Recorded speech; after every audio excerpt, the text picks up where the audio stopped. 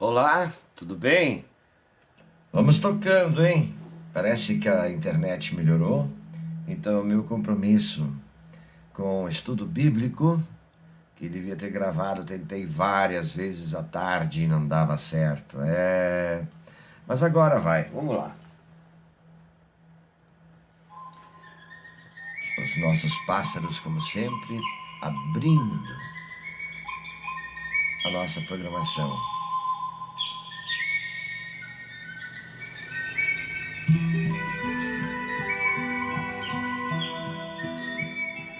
Olha, o tema de hoje é um pouco polêmico, talvez, digamos. É assim,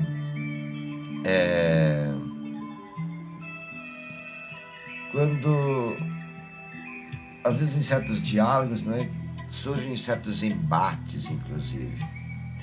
Olha, os crentes afirmam que nós adoramos imagens. Eles dizem que as imagens são ídolos. Vocês podem me ajudar nisso? Então, olha o seguinte. Há no Antigo Testamento pegue, como eu digo sempre, pegue caneta e papel na sua mão, tá? Tenha sempre presente isso, porque depois você pode retomar na sua Bíblia e refletir melhor também. Então, há no Antigo Testamento dois importantes textos que proíbem a fabricação de ídolos. Trata-se no livro do Êxodo, capítulo 20, versículos 4 e 5. Também no livro de Deuteronômio, capítulo 5, versículos do 7 ao 10. Os dois textos se assemelham. Vejamos o que está no livro do Êxodo. Diz assim: não faça para você ídolos, nenhuma representação daquilo que existe no céu e na terra, ou nas águas que estão debaixo da terra. Não se prostre diante desses deuses, nem sirva a eles, porque eu, Javé, seu Deus, sou um Deus ciumento. É com base nesses textos que alguns grupos religiosos e até fanáticos usam a Bíblia como ferramenta para combater, para atacar outros grupos religiosos. E como então entender isso? Em primeiro lugar, não é certo pescar, chutar daqui e dali um texto da Bíblia e fazê-lo dizer o que a gente bem entende, transformando-o em instrumento de guerra. A pessoa pode dizer, tá escrito aqui, tá escrito aqui, tá vendo? Pois é, de repente é assim que acontece. E todo texto bíblico é fruto de uma provocação, ou, se quisermos, de um confronto.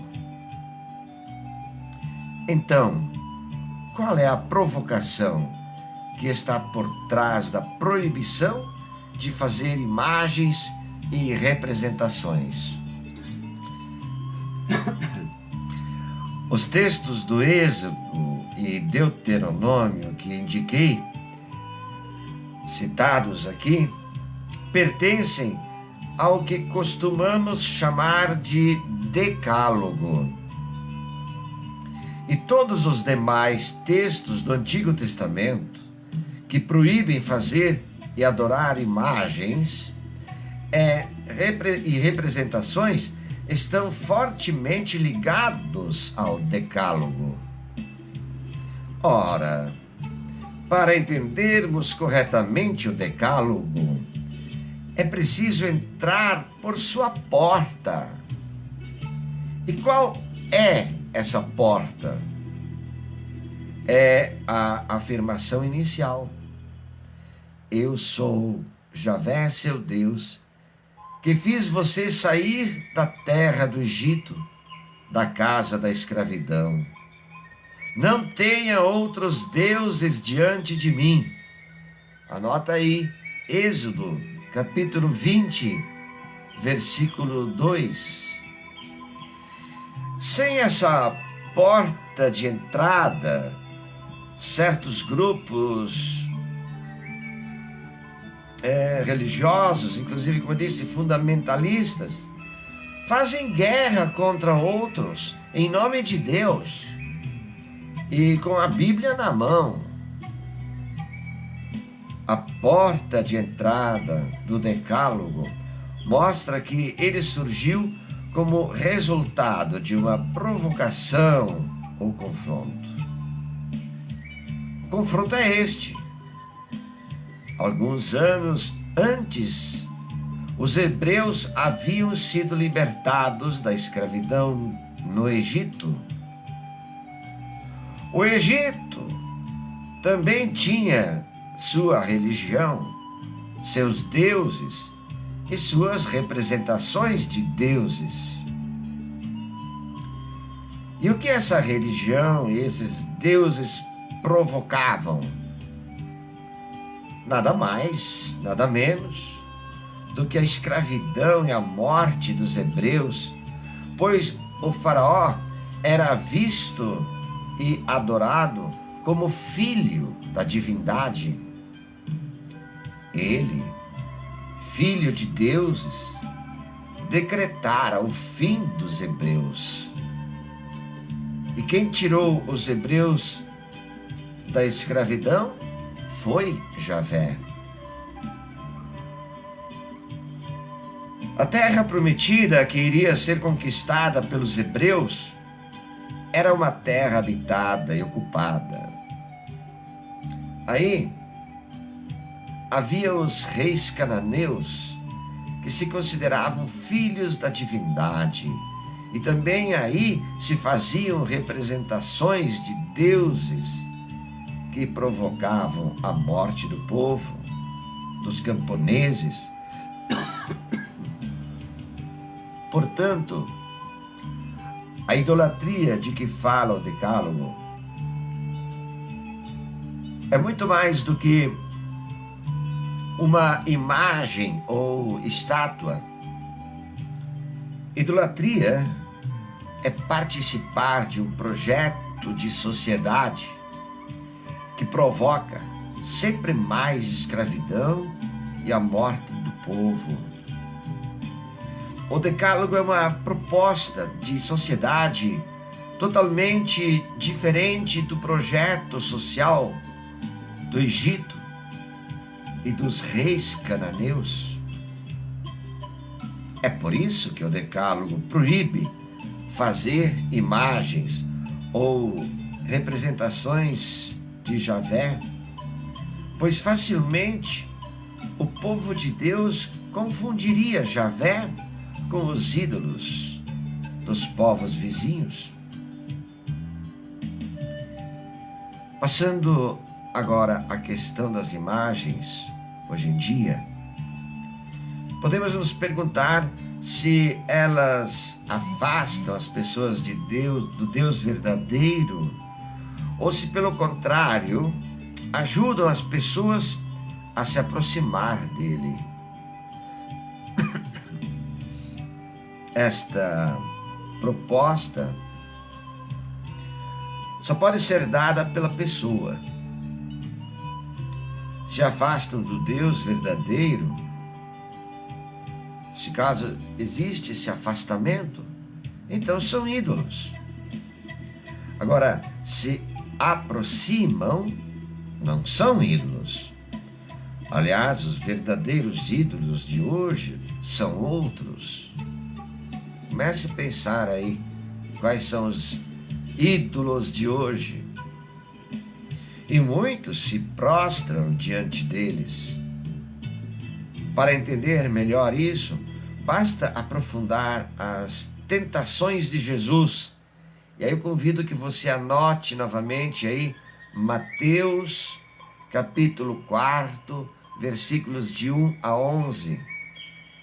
E Lucas capítulo 4 também, versículos de 1 a 12.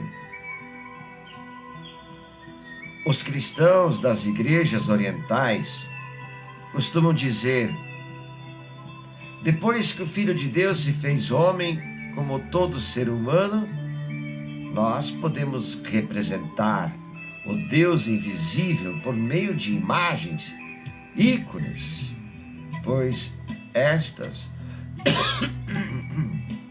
hoje está ruim minha garganta, estas nos conduzem àquilo que representam. Sabemos que nenhum cristão é tão ingênuo a ponto de confundir uma imagem de gesso, de madeira, de metal, o que for que seja, com a divindade. Menos ainda uma obra de arte, uma pintura.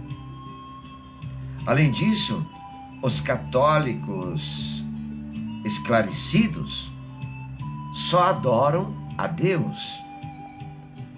Os santos não são Deus, mas pessoas que viveram profundamente a vontade de Deus no seu tempo e em suas vidas. Portanto, usar a Bíblia para afirmar que os católicos adoram ídolos é fazer uma leitura fundamentalista da Bíblia. Aliás, se usarmos os mesmos critérios dos que fazem leitura fundamentalista da Bíblia, poderemos até afirmar que Deus permite sim fazer imagens. Uai! Vejamos, por exemplo, o que Javé ordena a Moisés no livro do Êxodo. Diz assim: faça também uma placa de ouro puro no centro, de ouro puro com 125 centímetros de comprimento por 75 de largura. Nas duas extremidades da placa, faça 2 querubins de ouro batido. Cada um sairá de um extremo da placa e o cobrirão com as asas estendidas para cima. Estarão um diante do outro, olhando para o centro da placa. Aí me encontrarei com você, e de cima da placa, do meio dos querubins que estão sobre a arca da aliança, direi a você tudo o que deve ordenar aos filhos de Israel. Deus manda fazer imagens e se manifesta no meio delas.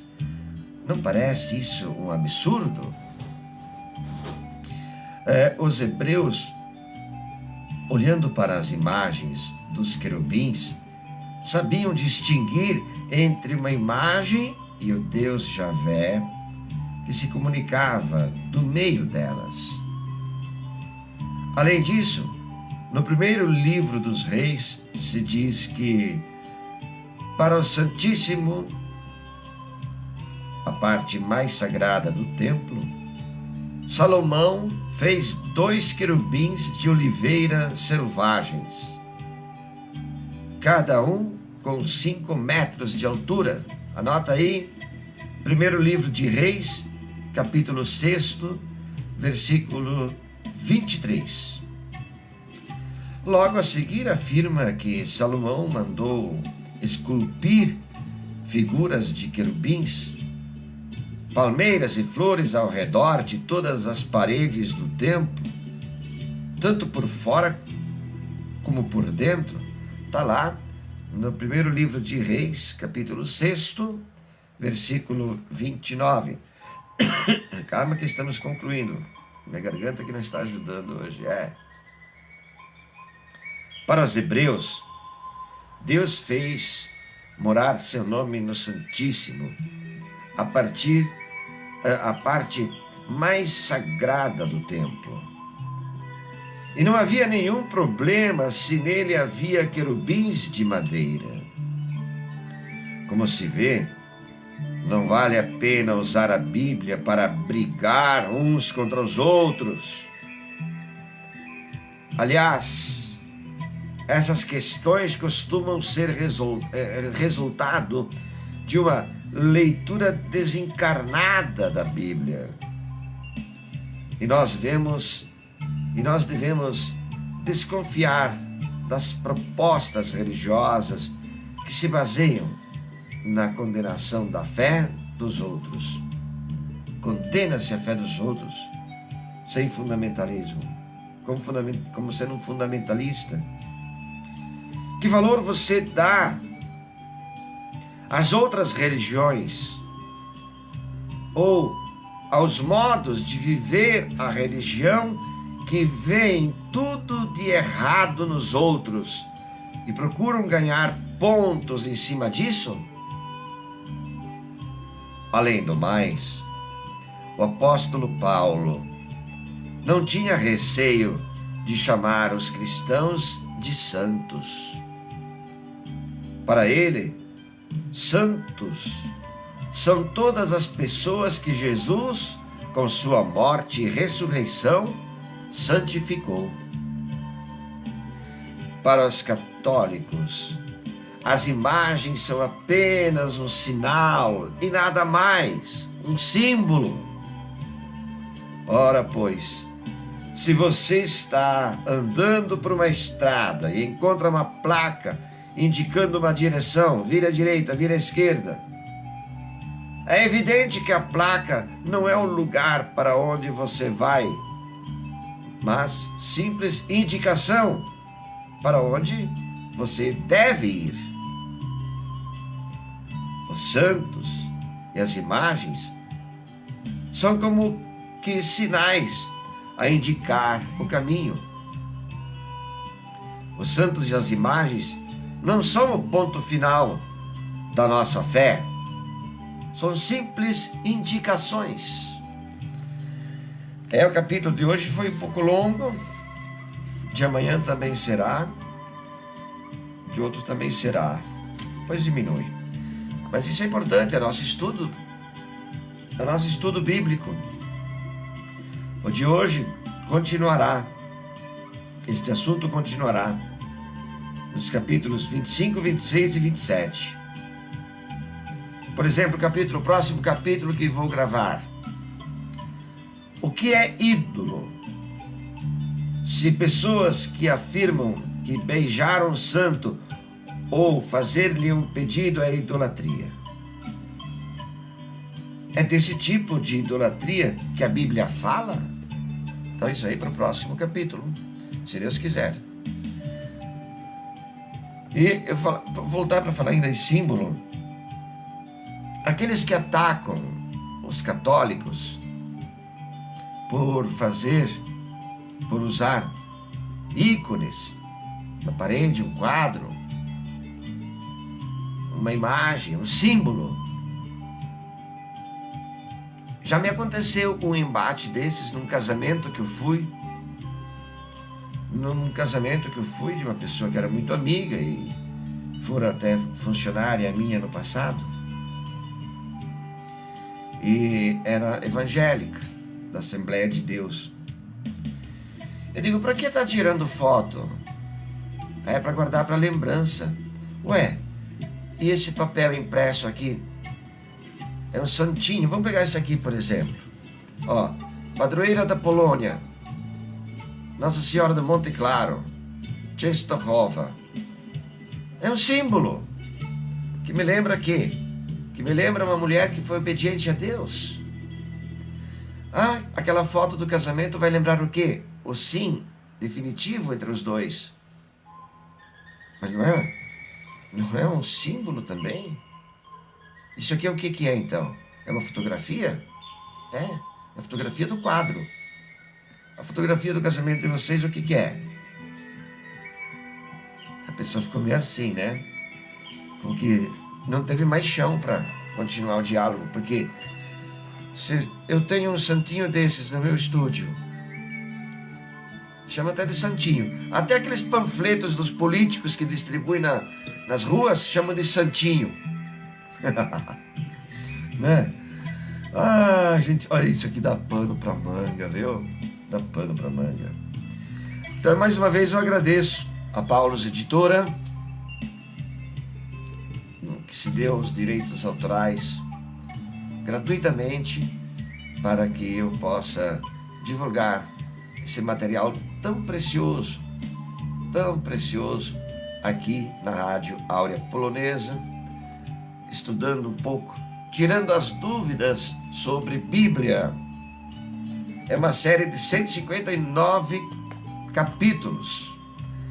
Você pode encontrá-los também no YouTube, que é mais fácil do que encontrar aqui na linha do tempo. Beleza? Ótimo, por hoje era isso. Continue com a nossa programação. Lá no YouTube, é no meu canal do YouTube, Roberto Luiz Prechevski, ok? Lá você tem do primeiro até esse que vou postar agora. Pode daí rever, repensar, criticar, comentar, compartilhar. Tô vendo, eu vi que vocês estão olhando pouco o YouTube. Temos que nos apegar mais às redes sociais. E agora continue com a nossa programação musical aqui na Rádio Áurea Polonesa, já que a internet voltou a funcionar plenamente. Um beijo no teu coração, Deus te abençoe, fique com Deus e uma